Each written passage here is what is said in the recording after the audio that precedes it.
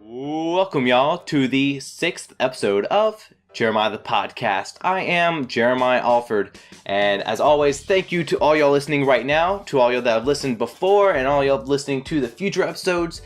We appreciate you. You all are awesome, and y'all are creating a fun community, and I'm loving seeing the downloads increase, and it's so cool. Something I never thought would be possible, and there it is. It's making it possible, and it's because of y'all and your support. And if you want to continue supporting, please listen to this episode, talk about it, share with your friends. You can also follow me on Instagram at Jeremiah the Insta or Facebook at Jeremiah the Social Media. All right, without further ado, we're going to talk about our wonderful guest. We have FatRat da Czar. He is one of the top producers in South Carolina. He is hosted at the Jam Room, so if you're looking in the South Carolina area and you're looking to produce any type of music, whether it's rock and roll or hip hop or any sort of sound, come to the Jam Room. And if you're looking to produce hip hop, there's no other better person I can think of than FatRat da Czar. He has 5 hip hop albums out, and his current latest project, which is The Cold Warrior, which is a book and CD set, personally signed by him. If you order it through czarrecords.com, it is a wonderful read. I've looked through it. The pictures are phenomenal. The CD and music together and with the book is a cool combination. It's a cool interactive and experience than you would get from any other type of CD or any other type of work. So please hit up FatRat da Czar at czarrecords.com or at his social media on Instagram. He is FatRat da Czar as well. Hit him up, find out what he's about, find out what his music sounds like, look and order his book. It is wonderful. He's a father, role model, businessman, artist, record label owner, a lot of great things out there. He's also worked on my own project that I'm releasing out hopefully in July called Jeremiah the Gentleman, and hopefully you'll enjoy that as well. But without any further ado, we have FatRat da Czar, and away we go. Simply, it's like just like that. It's already started. Check. All right, you feel good? I feel good. Awesome. What'd you say for a little bit more here? What do I do? Yeah, you just turn it right here. Right here? There, yeah, you're number one. Check. And there should be. There we go. Awesome. And we talked about like sleeping earlier. Yep. What do you do before you go to bed? Do you think about anything in particular? Man, the routine. There is no routine. Hold on, let me fix this one thing. Okay. Oh, that's actually the recorder. I pulled the It's wrong no one. big deal. I'm sorry. Let's see. I pulled that's the the wrong power. one. I pulled the power. All right, good job, Yeah. Fat. Oh no, it's perfect. Good job. It Fat. keeps it real. Keeps it. That's real. Yeah. All right. And then you're mic 1, so if you want to plug it or twist it or whatever you want. Yeah, all right. And don't worry about the pop Here. filter. These mics are actually pretty good without it. All right. Cool. It's surprisingly. All right, there we go. Yeah, but I sometimes get static in mine, so. All right. So sleep, no ritual, zero ritual. I probably should have a ritual, no ritual, none, because I'm just trying to fall asleep, and so I usually work till I'm about to pass out. Like working on what? Like music or? Yeah, I'm in the studio late. I'm working on strategy if I'm not at the studio. Yeah. What's going to be the next move? I always have a Marvel movie on You big in the background. comic book fan? Or like the superhero fan? Yeah, I was a big comic book fan as a kid. I didn't get a lot of comic books, but I would read other people's comic books when I had a chance. What did you read growing up? Big Hulk fan. Oh, okay. Yeah, I haven't seen a trend of that. Yep, I was big Hulk. And I was pretty big, in the DC world, I was a pretty big Batman fan. But it was a cartoon that used to come on in the 80s, which was the X-Men. Oh, yeah. But sometimes Spider-Man. It was like a Spider-Man would hook up with Iceman, and they had a little thing going, you know. So I was all about that. I was big in the Marvel world, but in DC, I'm a big Batman fan. Only because he didn't like having superpowers. That's why, A lot of people give him like flack for not being a real superhero because he has no superpowers. But I think that makes people like him even more. That makes him, yeah. You know, he did something about. He was pushed to the edge, and he did something about it. You know, so that's like admirable all in itself. Yeah. He was like, he could have just took he had the money to just be okay, like. Yeah. He had the money to be okay, but he like really wanted to do something about his city, and I found a lot of later in life I found a lot of likenesses between Bruce Wayne and myself. Not the money though. We didn't have the money. Yeah.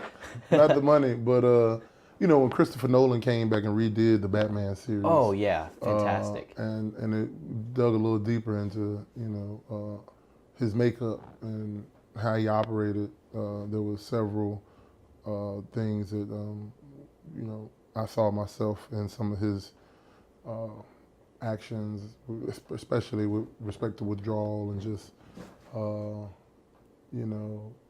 fixated on things lost as opposed to sometimes focusing in on what's coming in. You thinking about what's gone. Yes. Which seemed to drive a lot of his what he wanted to do was always driven by what he had lost in the past, and so I saw some likeness there. Yes. But yeah. Very common. I think it's common in all of us to have that that lingering bat that's kind of affected who we've become. And then I totally see where you talked about serving the city of Gotham and how that you related that, because you've done a lot with the hip hop scene and music scene in general, as well as something really recent that you did was helping the kids at feeding the kids. The cooking. 100 Men Cook for kids. Yeah, raising money for summer programs for kids to go to Adventure. That any opportunity I have to have some fun. Yep. And help some people while having fun is a bonus. And so that was a no-brainer. Adventure, of course, was partners with us for Love, Peace, and Hip Hop. Yeah. Which is a festival we do, and the staff over there, Karen Coltrane and Margaret Clarkston, are just you can't tell them no. They're great people, So yeah, I had fun. I brought a hometown favorite. I'm from the coast of Virginia, the Tidewater area. I brought a Tidewater classic back with the crab cake. Oh. With the Tidewater crab cake. You mentioned that. Oh, I love crab cakes. It was very legit. All blue crab, very legit. No filler. No filler. Yeah. No all filler. meat. No bread. Yeah, all meat. Okay, all meat. Yeah. I'll say majority of them are I've had some really cheap ones. Oh and yeah. I'm wait, what am I eating here? No. Cornmeal. I taste the Old Bay and I feel the bread, but where's actually? Where's the crab? Right? Yeah. No, that's the secret ingredient to a good crab cake is good crab. Yeah. Lump. No claw meat. Don't do the claw meat. Oh, it's the body. You got to get the lump. Yeah. You got to get the lump. Jumbo lump if you can. Jumbo lump? Jumbo lump if you can. Where do you get? Did you actually go back to Virginia for that? No, I didn't go to. Actually, I should have. It would have been much cheaper. The drive would have cost me, but the crab would have been cheaper. Yeah. No, I actually, to get what I was looking for, I went to Whole Foods. Oh, okay. Yeah. You a Whole Foods shopper? I paid a dear price for that. I'm not. I'm a Whole Foods. I'll eat things out of Whole Foods. I won't grocery shop in Whole Foods. Yeah. So I'll go there and they have some prepackaged stuff I'll get. And every now and again I'll hit the salad bar, and even less frequent, the hot bar. Oh yeah. But I won't shop. I won't just pull up a buggy in there. I've never Whole Foods shopped because I can't even imagine affording it. Yeah, it's. I spent a lot of money on crab. Yeah. Seafood is your weakness, being from Virginia? I do like seafood. I'm a fan of seafood. I will, if I can get it, I'll go. If I can get it, I'll go for seafood first. Yes. But weakness. I mean, I had a lot of seafood growing up, so we were very close to the Chesapeake Bay and James River and every other body of water you can think of. All bridges and tunnels. I grew up on a peninsula, so I do enjoy. I don't get enough seafood. I will say that. Okay. Not here in Columbia. I don't get it as frequent, but I do. That's probably one of the reasons why I like Charleston. It reminds me of home. Yep. it's a little bit more pricier in this area being so far away. It is. Yes. An hour inland, or I guess 2 hours inland, makes a difference. There's something so delicious about and so simple about just steaming some crab legs with Old Bay and just having some dipping butter and Boom. You're done. You're done. Yeah. You're done. You don't have to mix anything. You don't have to stir anything. It's beautiful in its simplicity. That's all you need. Bushel of crab, half a bushel of crabs, some good friends, cold beer. Yes. And let's do it. There you go. Hot butter, cold beer, crab legs. That's a good time. And being from Virginia, like, when did you actually move to South Carolina? Well, my relationship with South Carolina goes back to the late 70s, actually. My father, my mother and father, well, my father went back into the Army after he completed college. So he left and went in the Army for Vietnam in 65. And then he came back in 67 from Vietnam and enrolled at Hampton University under the GI Bill. So he's Oh, wow. he was the first one of our family. Both my parents were the first to go to college in their families. Yeah. So my mother is the oldest of 11, and my father is the middle of 8 children. So Those are some big families. yeah, some big family. So so when he graduated from college, he went back in the service as an officer. Yeah. And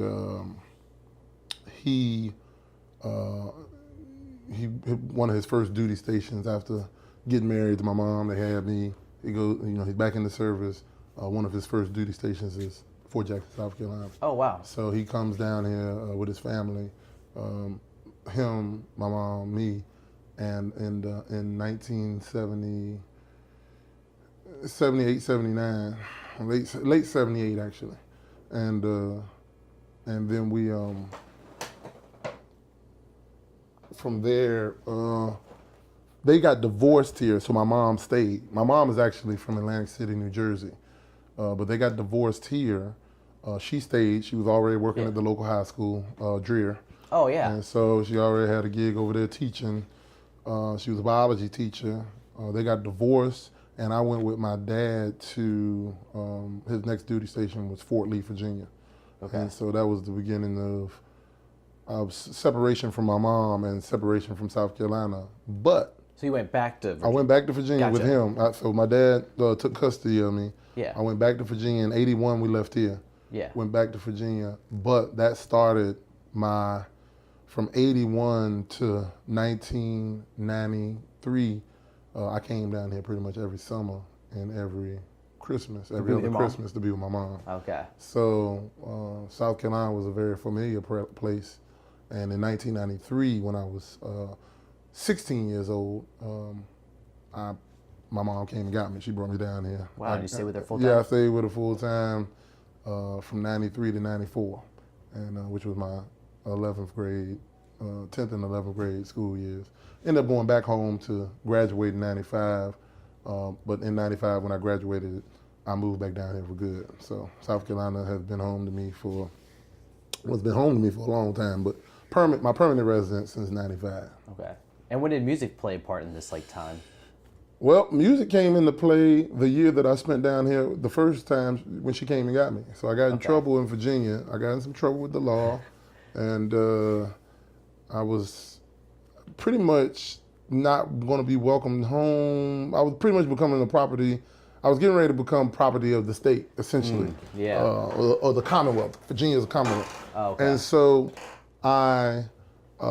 unbeknownst to me, the state contacted my mom to say this is what's about to happen to him, and gave her the option to claim me. Yeah. and which she did, lucky for me. Yeah. And so I go to court. I'm brought to court from a detention center, and I'm brought to court, and I see my mom in there. I don't know why she's there actually. And then she stands up and says, I'll take my son, and we come to South Carolina, and I come back to South Carolina, which I think I enjoyed in the summers because it was like a different speed. But I was not so much a fan of coming down here mid-school year permanently. I wasn't I wasn't a fan of that. But lucky for me, that move changed my life in terms of, I had been kind of fooling around with writing raps. I had done a lot of writing other raps that I had heard. So what do you mean? Like you would listen to people and writing I their would work listen. down? Yeah, I would listen to people and Rap write this Genius stuff. before Right. it came Before around, Rap yeah. Genius, right? Yeah. I was very interested in what people were saying, especially when I couldn't figure out. I knew it was something about the cadence I liked, but I didn't necessarily know the words. Do you remember a song that you wrote down? Oh yeah. What was one of the few that you wrote down? The one that always sticks out to me, because this was a tough one. I like the slow flow rappers. So I was a big fan of EPMD. Okay. I was a big fan of now Fat Boys was a lot easier to digest, and I would just listen to them until I memorized it. Yep. EPMD, they were using some words I hadn't heard before, so I started writing down stuff with EPMD. But the one that I was most proud of was Naughty by Nature had a song called OPP. Yeah. And Tretch was a fast rapper, of course. Yeah. And he was faster than what was out at that time, He wasn't a Twister or a Bone. But before there was Twister and Bone, there was Tretch. And Tretch was fast, And I wrote that one down. I was happy about that. And I did get a clear understanding of what OPP meant after. Yeah, it explains it in the song, but you don't catch it when it's so catchy and so happy. So catchy. I actually did that too growing up, but I was a little bit later in time, and I was listening on a CD player with headphones in and listening to Big Willie style. Oh yeah, Will Smith. Writing down like all those songs. That was like one of my first ones I ever did that with. The thing back then was, my dad, growing up with my dad, who was into the OJs, the Temptations, Smokey Robinson and the Miracles, those types of bands or groups. Earth, Wind, and Fire. He wasn't on board with what he thought rap's message was. What do you think he thought it was? I don't know if he knew what it was. I think it sounded like a whole bunch of jibber jabber and gibberish, and because of that, that's why I'm always cautious, even with new styles that come out today, to not judge them too harshly, because this culture that I'm a part of was judged very harshly by people close to me, as close as my parents. Not my mom so much. My mom is from New Jersey. I think she saw hip hop along with hearing hip hop, and I think she caught a different. We would go to New Jersey to visit our grand. She saw the graffiti, the break dance. I don't know how much of it, but it was very visible as opposed to Virginia. It wasn't too visible in Virginia. Yes. But in Jersey, you see the graffiti on the wall. Whole walls would have graffiti. The guys would have the big boom boxes. She could tell this was a different generation that brought their own flavor, Yeah. My dad was very much like, why are you guys not wanting to sing love songs? Well, this is because all the cool guys in his day sung love songs to girls. Yeah. Why are you guys rapping about this other thing? Or other stuff in general. So I think that my thing was I had to record it off the radio. Okay. So I didn't have a CD. I couldn't access the music. I had to get a cassette, wait till the song came on, because every station has a top 6 at 6, top 7 at 7, top 8 at 8. Most times it's top 8 at 8. Okay. And I would wait for the top 8 at 8, because that would be the requested jams of the day. And I will wait till the one that comes on I want to hear, and I'll record it. Now I've captured it. Now I finally got it. And now I can press, play, rewind until I get all the lyrics down.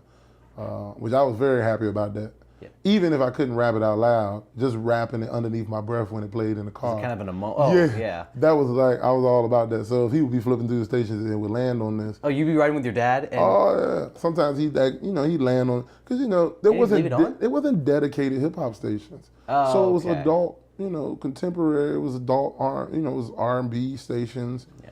R&B stations essentially started playing hip hop records. There was no dedicated hip hop station. People didn't say, it was until later that people said this is a station for hip hop and R&B. Yeah, it's kind of almost switched the other way. It's majority hip hop, and then you'll hear every now and then some R&B. Some R&B, but back then it was like all R&B, and you may hear you know, the really big hip hop record. And Naughty by Nature, of course, was a really big hip hop record. Yeah, so that was one of those songs. You know, LL Cool J had a couple of them. Yeah. And, you know, that you would hear in the daytime, you know. Talking to the ladies right there, too.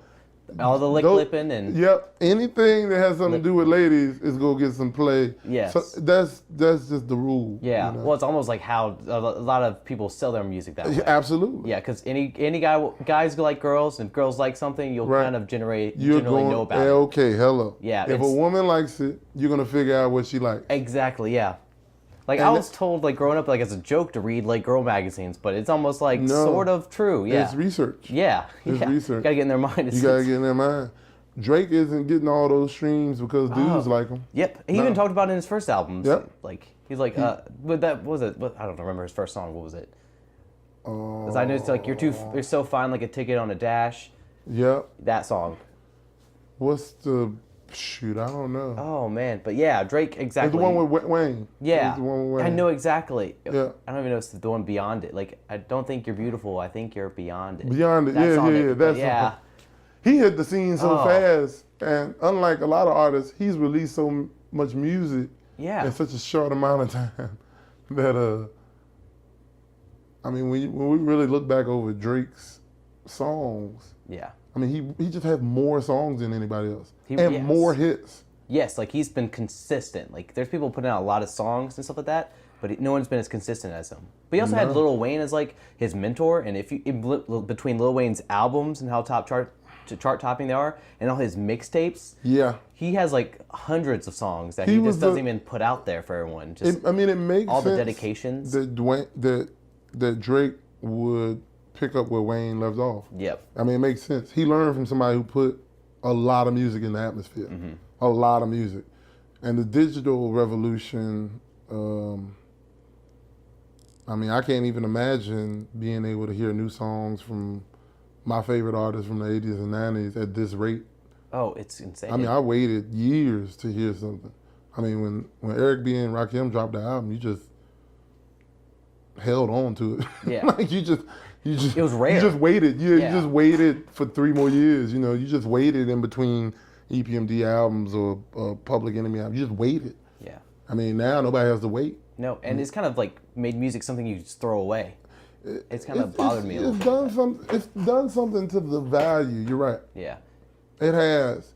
But technology brings about speed, and speed is what people want. Yep. People want convenience. They want convenience, and they want it relatively fast. Yep. They want it relatively fast. And if you give it to them fast, then all you can do is be faster next time. Oh, yeah. You got to race to it. Yeah. You can't get slower. You have to be faster. So, you know.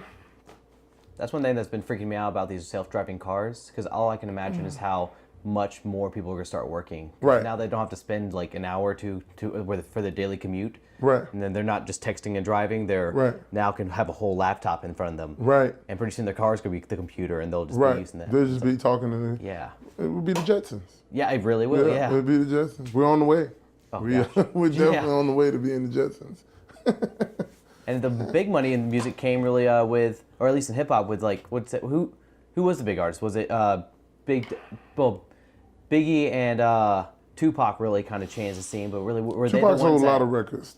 Tupac did sell a lot of records. Were they the ones that really made this business with music really an industry, hip hop really an industry, or was it the they would have been Suge Knight and all them? They were all beneficiaries of, you know, very solid foundation that was built. You know, I'd like to say that somebody that actually really advanced the business side of hip hop record making is. I mean, I would consider Russell Simmons being that person. Really? Yeah, absolutely. Cool. I mean, not a name that's usually brought up, but I agree. Yeah. Yeah, well, not one that's brought up now, you know, because as we get older and the culture gets older, people just forget, you know. Yeah. So somebody has to always mention these people. They'll get washed away in history. But I mean, when you're talking about actually putting out records, so hip hop was something that people did, but when you're talking about someone who is hip-hop, a part of the culture, having ownership in the culture, and able to sell records, and you're talking Russell Simmons.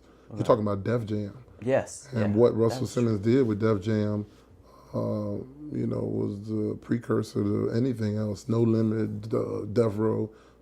Every model was built on what Russell did, and what Russell did was start a label with two iconic artists in the Beastie Boys and LL Cool J. Yep. And then proceeded to add on more chart-topping iconic artists. I mean, Def Jam was the gold standard. I mean, from Beastie Boys to LL Cool J to Public Enemy to Third Base to EPMD to Method Man to Slick Rick. I mean, Def Jam was where you wanted to be. Redman. I mean, Def Jam was responsible for the best hip hop at that time. Point blank. I mean, hands down. And so he brought the business of hip hop out, and the sale of hip hop and hip hop culture. I just think, not saying anybody else didn't do it. I just think he advanced it so much bigger. I think hip hop was being signed to some labels that weren't looking out for the artists. Some boutique labels that were in transition. You had a lot of labels that didn't value hip hop. It was cool, but they didn't. And Russell said, no. We make money.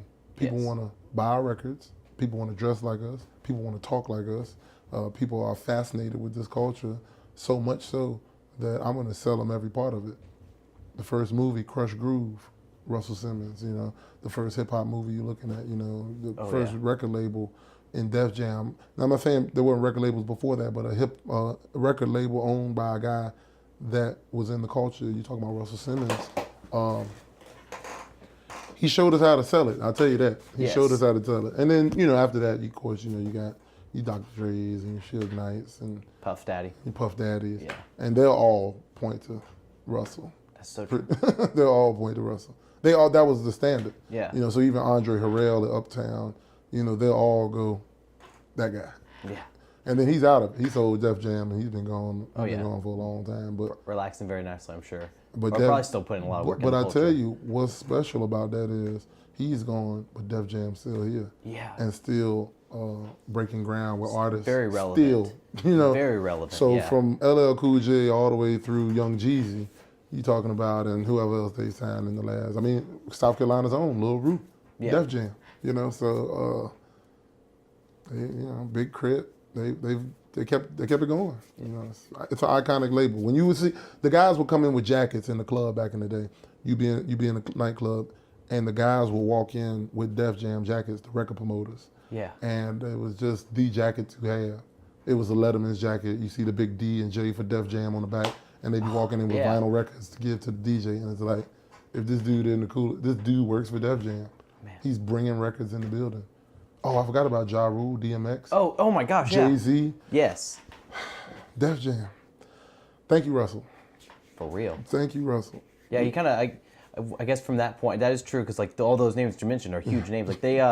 They really gave face and leadership to the culture of hip hop. To the culture of hip hop, yep. Because there was DJ, I think that was the last edition was the MC, right? And so it gave DJs, breakdancers or b-boys. B-boys, yeah. And then the graffiti artists gave them a bundled all into the MC who would talk about the culture and display it. Yeah, and it needed to have business. It needed to be sold. Because if you don't sell it, somebody else will. Yeah, and it became something that people wanted. Right, and people wanted it. So, I don't know if there's another music that's as closely associated with the culture. I mean, rap music is associated with hip hop culture, maybe like no other form of rock, no other genre of music. So there's the requirements or the what the culture wants out of the musician is a lot different, and so their fans definitely hold them so much more accountable. Yeah, they do. They really do. And if you come from the culture and you do rap music, you have your own standard. You have a standard of what you think exemplifies the culture correctly, and then there's some things that don't, and you don't too much associate yourself with that stuff. Yes. Doesn't mean that you just like every form of rap music, because you know that it's the derivative of this it's culture, you know. So you know, it doesn't matter if you like what is out now, you know, or if you don't like what was out back then. It all came from the same mother, you know. Yeah. So DJ Kool Herc says it all the time. They're all my kids. Yes. It doesn't matter if it's Young Thug or Rick Ross or Chuck D from Public Enemy. They're all part of my family. So Yes. you know, I don't have it, and I feel the same way. I don't. A style doesn't, you know. A style doesn't make them one thing or the other. You know, Yeah. it's rap music what they're performing.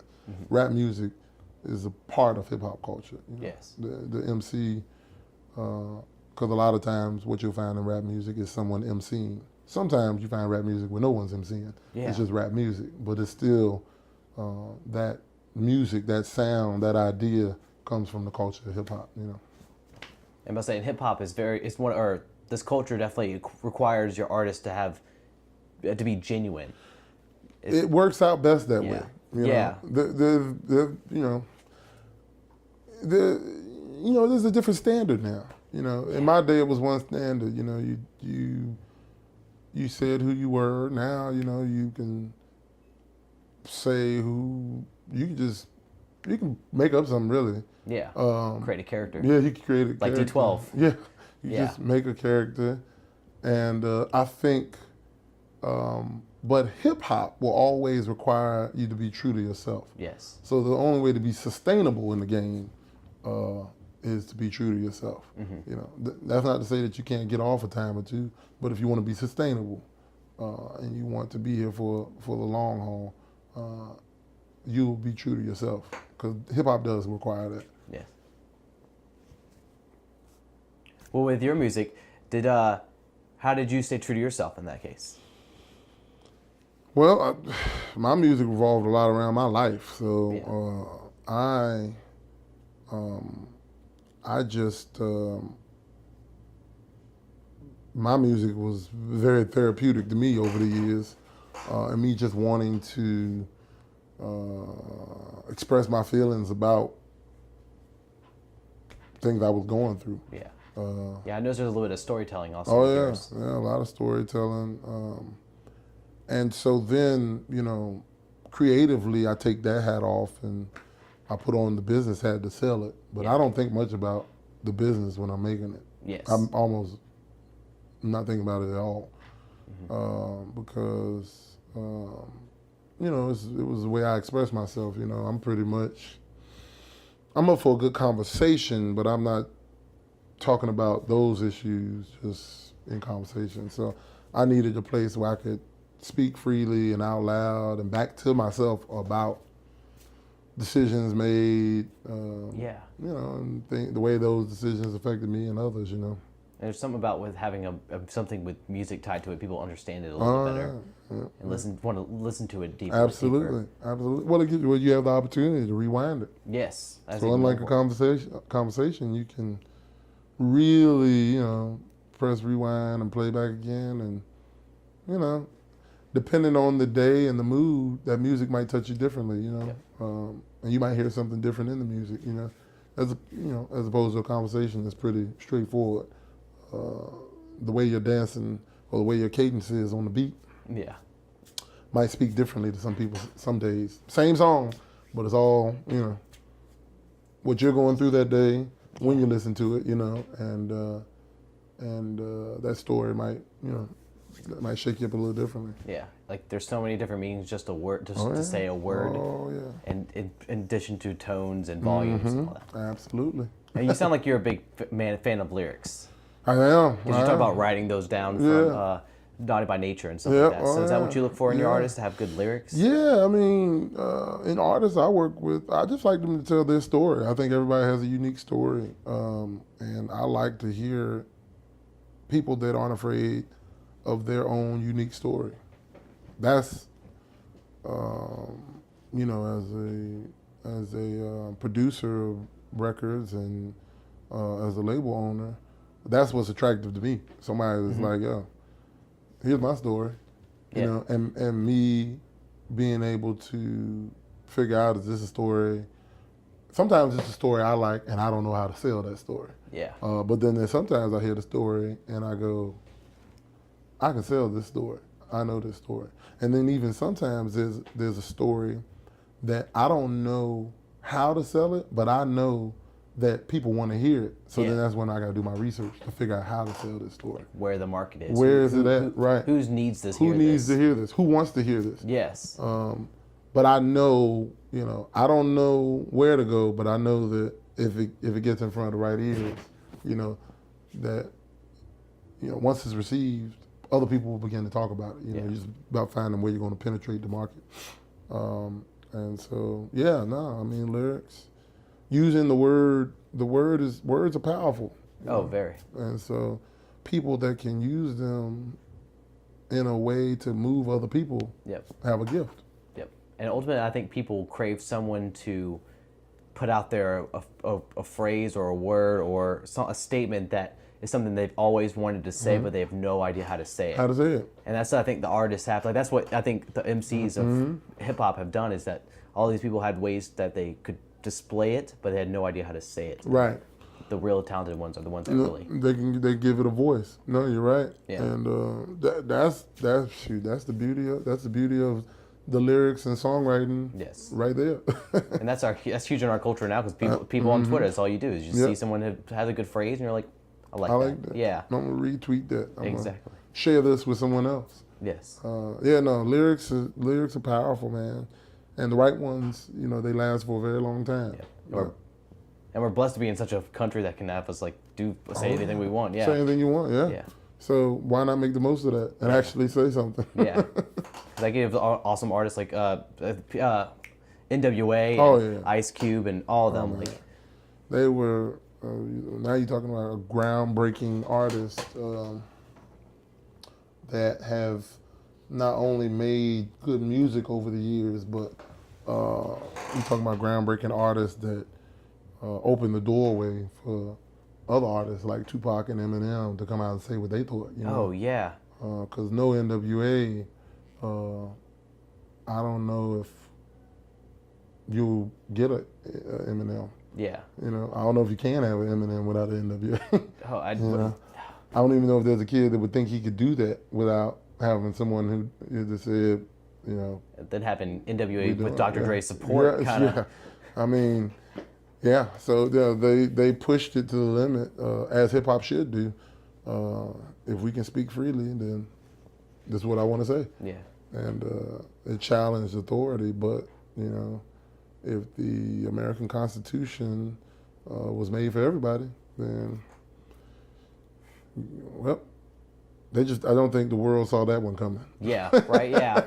They were not thinking, NWA is going to really be groundbreaking. Let's make sure we add this. Yeah. They didn't foresee. They may not have been Tupac fans back at the 1700s. No. Yeah. They didn't foresee Eazy-E coming with 4 other guys out of Compton and changing the face of music. Music, not just hip-hop. Not just hip-hop. Culture. Yep, I would say even culture in America. In general. American culture just changed it forever. Yeah. And so, the lyric, the spoken word, and whether it's NWA with some of the phenomenal things Ice Cube has written, or Scarface with the Ghetto Boys, or Chuck D with Public Enemy, Andre with Outkast, Man. Jay, The Game, Method Man, Wu-Tang, Dog Pound. I mean, you pick it anywhere on the globe. Ray Cash out of Cleveland, pick one bone. Yeah. Twista in Chicago. I mean, Kanye in Chicago, Lupe in Chicago. Yeah. All the way to the other kid in Chicago. I like him. Chance the Rapper? Chance the Rapper. Yes. He's really good. I can't forget about Dirk and yes. That's that I don't like. What's his name?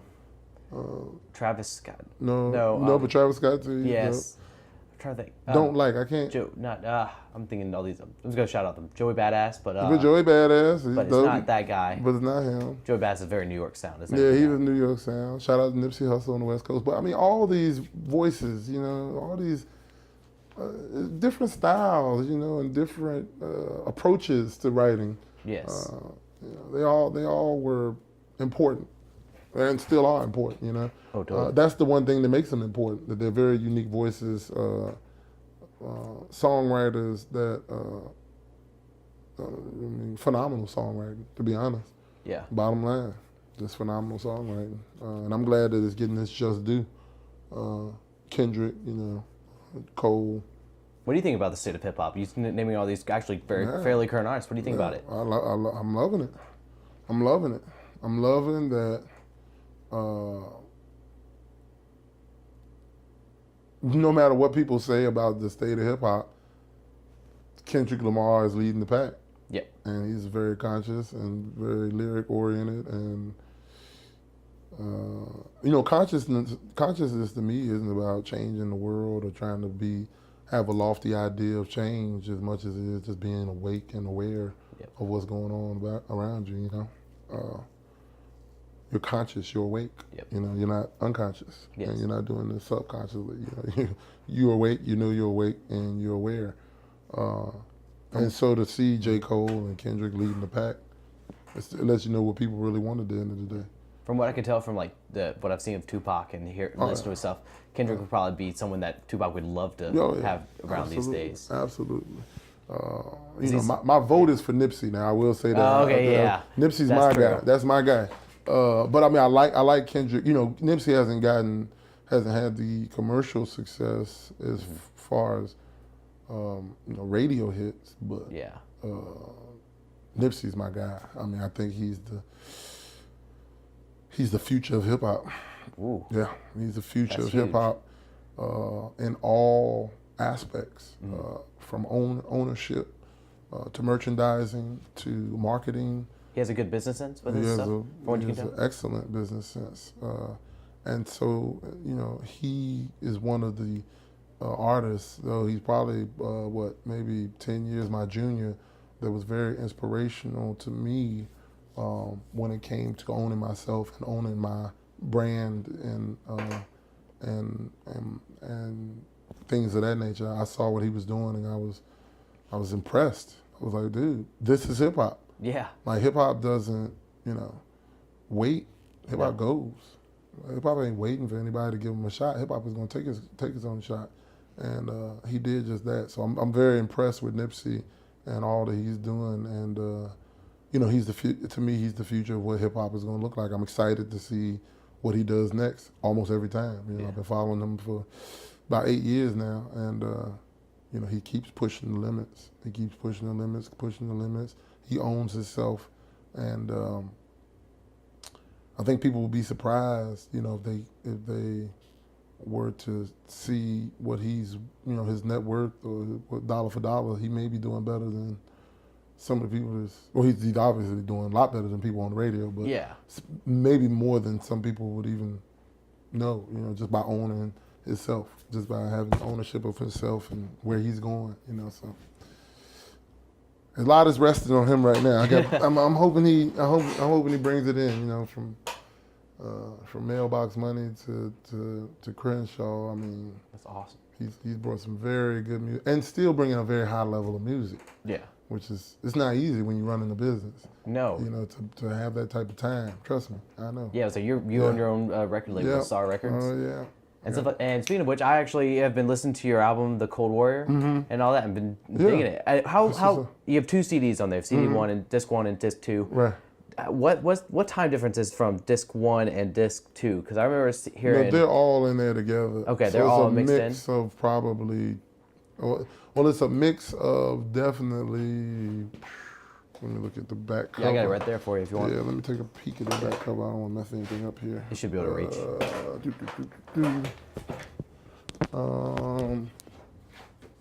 Yeah, because. So, the oldest record on here is 2006, and the newest record on here was 2016. So this is pretty much this is a best of that was extracted out of 6 projects actually. Yeah. There's songs from 6 projects on here. FatRat is Dead,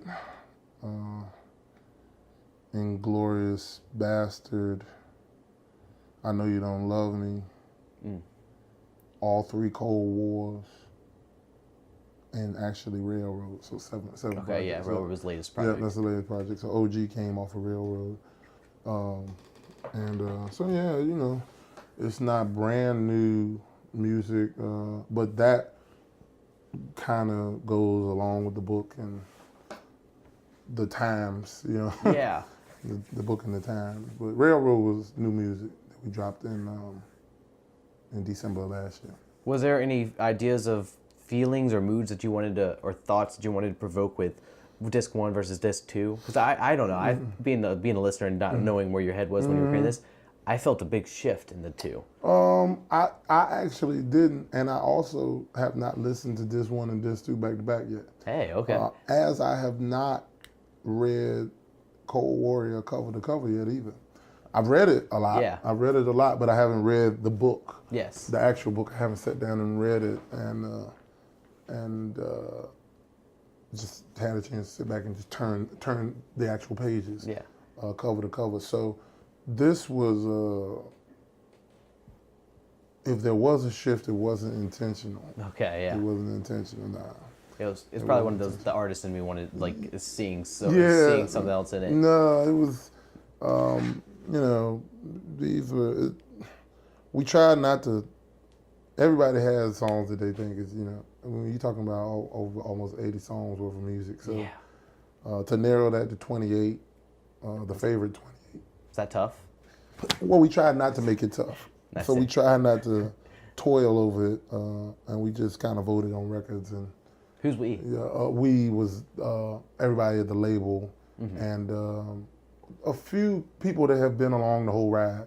Yeah. So people that have, you know, when we kicked this thing off 11 years ago, 12 years ago, and this whole idea of FatRat going with having a solo career, there's a few people that, you know, made it from then to now. Really? And so I wanted their feedback, and I would pull out an album, and we wouldn't look at the track list, but immediately that album would get them to talking about a song. I say this album, they go, yes, this song, and it was common, the songs I would hear. So I just used those that's awesome. to make the list. So yeah, it's just organic. No voting process past what cover made people think of certain songs. So. And also the book is, like, from what I've read, I really like it. It's really well written. Yeah, and I appreciate it. And Thank you. The pictures alone, like, it's captivating. Just you want to turn the pages and see what's going to be on the next one. Page, right. That was big, you know, for me, how it looked, and it was also big to Janet Scouten, who helped me write the book. She Is she like your ghost or the ghostwriter of this book, or no, that's the right word for it? But what the best way I can describe it is she wrote the book. She edited the book. And these are my words. I can actually hear your voice very well with this. Yeah. She wanted it. It changed, so it was gonna be about me. Okay. And it turned into me writing it. But she captured the voice. She wrote down everything I was saying. She organized it, condensed it,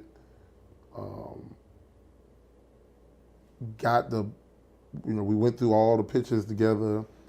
She sat down. She knew which pictures went with what part of the story. She knew through the story, through hearing my story, what picture she wanted to see. Yeah. So she was able to make a checklist and just organizing the book. I mean, she was the editor of Fig magazine in Columbia here for over 4 years. She knows how to put together a publication. Yeah. She found some value in my story a couple years ago, and I just came with the content. I mean, from what I could remember. Yeah.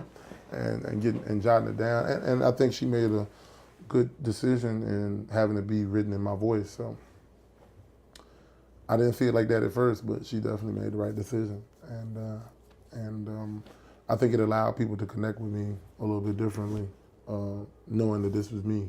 This was me talking. So. Yeah, because I assume hopefully most people know these days, like not many people actually sit down and write all their own books. Right. Like it's very common practice to have someone take your story, because like all those are your words, your stories, your ideas. And we captured the audio. Yeah. Yeah, we captured a lot of the audio doing really? this right here.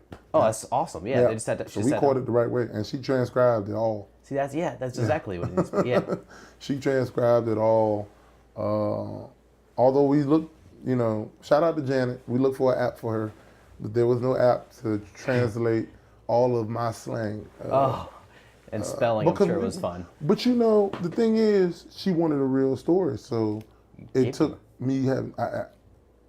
She's the only one that could have did it. Yeah. Because I had to be comfortable talking to somebody, and I mean, there's so much that's not in the book. There's another book's worth, at least, of just stories that are great stories, but weren't for that particular publication.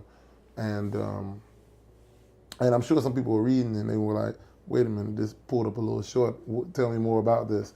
But that's some of the stuff that I think we're going to offer in the digital version. Okay. And like the audio, like audio only? No, I think we're going to offer an audio version, and we're also going to offer a tablet version. Oh, perfect. So people will be able to get all versions very soon. Very soon. Excellent. Yeah. I'm glad to see it's doing that well. And with writing a book, that's probably a lot of people probably want to write a book. Mm-hmm. How long did that process take you? Because I don't think it's as short as some people think. We started gathering, I'll say about 18 months for that project. Yeah. And shout out to Jenna, who organized some of it, but it took us 18 months, of just stories, photos, documents. We had real documents in the book, real trouble. I wanted I wanted people to see that it could have went another way for me. I had to pull myself back into this realm because I started getting in trouble early, and hip hop was one of the things I didn't want to lose, which is probably one of the reasons why I worked so hard to get on the right track, because I love being able to express myself through hip hop music. Yeah. From a kid well into an adult, and I didn't like when that was ever jeopardized. Yes. So I'm sure there were other kids. I tell parents, if you got an opportunity for your kids to get into the arts, and it doesn't matter if they're going to make a living out of it, but as long as they have a place to express themselves, they'll hold that dear, and they won't want anything to jeopardize that. Well, how important do you think hip hop is to our society, our culture? Oh man, to the youth, it's for the youth. Yeah, I think it's their music. Yeah. Bottom line, and so I think that it's always been that way, and I don't think that should ever change. Awesome. DJ Kool Herc and Africa Bambaataa spent records for kids that couldn't get into disco clubs. Okay. Because they didn't dress nice enough, or weren't rich enough, or have enough money enough, or they were from the wrong side of town. And so out of that rejection came what I would consider the most powerful music of all time. Very impactful, yeah. Yep. And so and that's not to take anything away from Beethoven or anything away from country or rock, but I think there's no more powerful music than hip hop. Only hip hop can say F the police. Yeah. And get a letter back from the FBI. So that's power that no other genre of music has generated ever in the history of music. So, I mean, out of rejection, that's what came out of it. So I think that the youth will always need to say how they feel, and I think the way that they want to express that shouldn't be tampered with. Yeah. And so they should have I prefer that they express themselves that way. That's not gonna hurt my feelings at all. Yeah, it almost has a richer history than any other types of music, any other genres. Oh, yeah. Hip hop. And we talking about something that's under 50 years old. Yeah. So that says something. Yeah. How impactful it's been in such a short amount of time. Only thing comparable would be rock and roll. Rock and roll. That's Yeah. the only thing that's comparable, but And that's still relevant. that's still relevant. Yeah, and rock and roll. I don't know how relevant. Like, there's alt rock. And Right. Like there's a new rock kind of sound, like boy band rock type of sound. The only thing I would say that's different is Oh, I not think that. rock. It's different rock. I think rock, as much as rock can be in your face, Yes. it can never be more in your face than hip hop. So to me, it's still somewhat of a backseat. I think musically, it was definitely edgy, and I'm sure there's people that would differ in opinion. Yeah. But I just think no genre brought it like hip hop to your front door. Yeah. I mean, that is live and direct, and I think that's the appeal to young people. They like to feel like it can go straight to tape. Yeah. They like to feel that way. They no polish, no nothing. You think about records like Self-Destruction, or We All in the Same Gang, or Dirty South by the Goody Mob, or Shook Ones by Mobb Deep. I mean, rock you in your face, stab your brain with your nose bone. You all alone in these streets, cousin. Like, these lyrics are just, it's just the way hip hop is, Yeah. It's very grassroots. Like, it's very just direct. It's very direct, very direct. And the other thing is, we didn't need any instruments to do it. We just needed our voice in these words. Yes. That's one thing I love about hip hop and rap is that it could be just, if not more, just as effective, if not more effective, a cappella. Acapella, Yeah, right. like I've listened to the Shady XV freestyle with Joe Budden and all the Slaughterhouse and then Yellow Slaughterhouse Wolf and and, Yellow Wolf, Royce and Eminem just Smashed it, Yeah. killed it, completely ripped it out the frame. yeah. And then I love watching Kanye West. I forget where it was at, but he did They All Fall Down, I think it was, a cappella on stage somewhere, and that's all. These lyrics are that powerful. Yeah, that's just something I've always strived to have. And so that's why I say, when you think about that, and then you think about extracting the music out of some of your most powerful rock records, Oh yeah. it's not the same. No, it's a different. Like, it's good, but it's just not the It's same. not the same. Sometimes you can just take that music right away, and I mean, Yeah. I think about Fight the Power lyrics from Chuck D. I would almost say rock and roll is more the instrument. Right. It was the solos. Yeah. It was both guitar and the drums and There you everything. go. That was that's what really took That's you what away. that's what blew you away then. Yeah, And then hip hop is more for the lyricists. the who lyricists, want to right. feel the words. the words, right? Yeah. No, absolutely, yeah. It's definitely not a fad. When I Yeah. was coming along, I think they thought it might have been a fad, but I think we've realized now. Yeah, I thought it was peaking back in the early 2000s. Oh, and I'm yeah, no. oh, it's gonna be done, but it's still No, going no, no. really big. The youth, it's because it's for the youth, and Yeah. that's why. And it'll keep evolving. And that's one thing hip hop's not Yeah. afraid to do No, is it evolve, evolves, and even if it's being fought against the Yeah. evolution. you can't put. See, the thing is, you can't get rid of something that came from nothing. Yes. See what I'm saying? Mm-hmm. Because there's nothing to reduce it to. It came from nothing. Yeah. You're talking about 2 turntables and a Mic. mixer that was tricked with a rubber band to crossfade. Yep. You can't stop that. No. You can't stop that. Yeah. Like any other, the symphony, rock and roll, pick one, jazz, whatever you want. They all take something. Yes. You can do this with nothing. Yeah. Just You a can do room this with and then nothing. just A a room room. and you can hear. And here, Yeah. if you want to do it live, tell people to clap. Yep. Give them the beat you want them to clap at. Yep. Artists, graffiti artists, all they needed was something to paint on. On. And then b-boys, all they needed Zero was cardboard. canvas. Zero canvas. Yeah. Zero dance floor. This is all you needed. Yeah. And a voice Yeah. and a beat. Yes. But the thing is, you can make the beat out of anything. Oh, totally. So I think, sometimes, you hear this thing, the world exploded, or, there was a nuclear bomb. The only thing that survives is like cockroaches, something like crazy like a cockroach. And I feel that way about hip hop.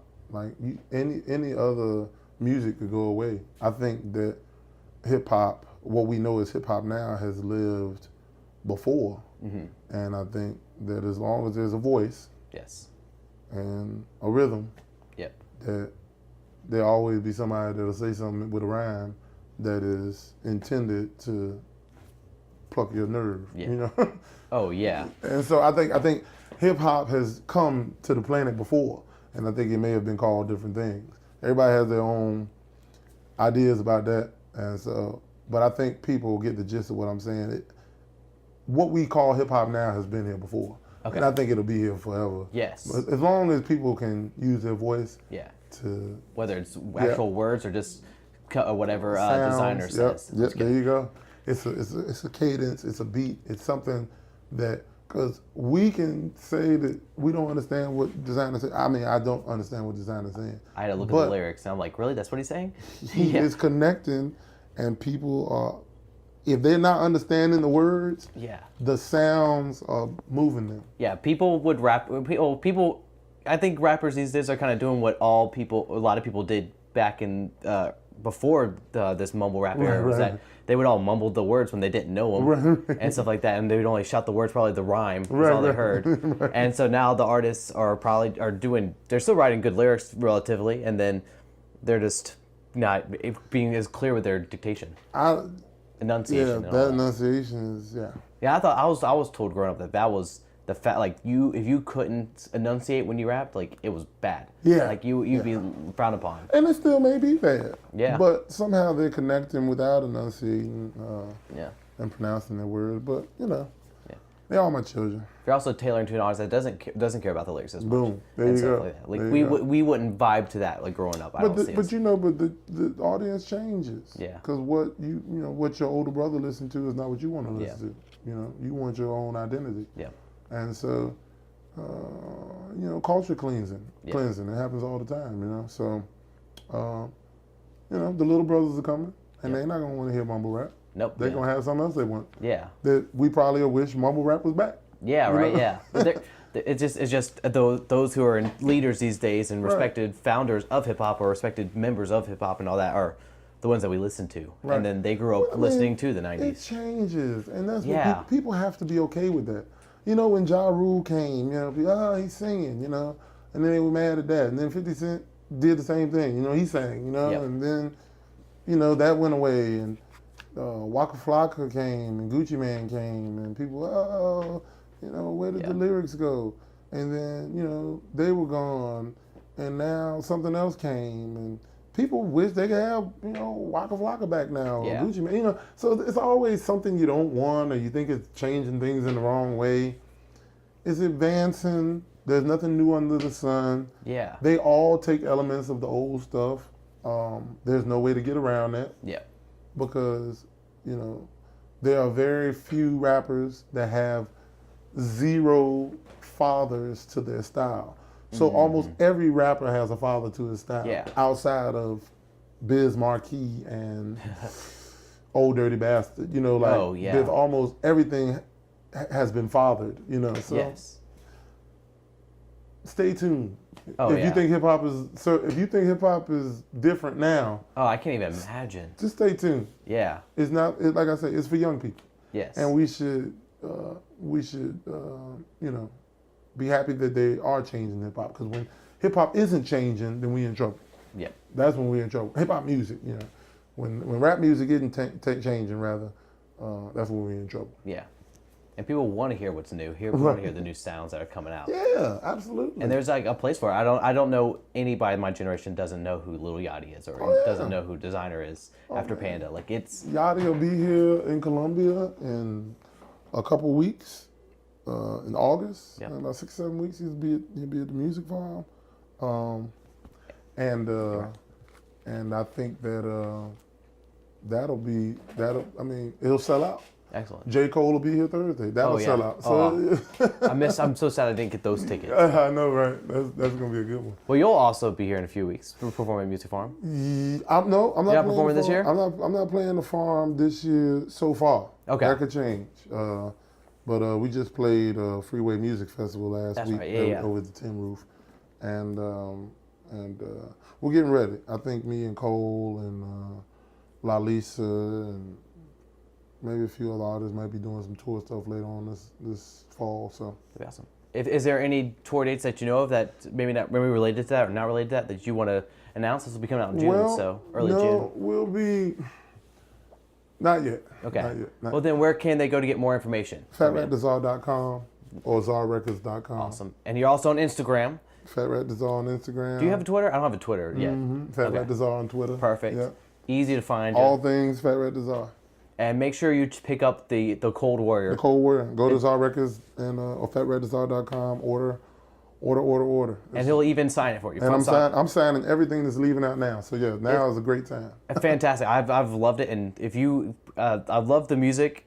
Very awesome to have a CD again. Thank you. And an actual book. I don't know. I grew up with those, and it's so different holding an iPod versus an album. This was a great 10 years, and we're looking forward to 10 more, and to be able to celebrate the last 10 is a privilege, and I'm very happy about that. I'm very happy that I actually did something in 10 years that was worth celebrating. So we're going to try to add on and take it to the next level in the next 10.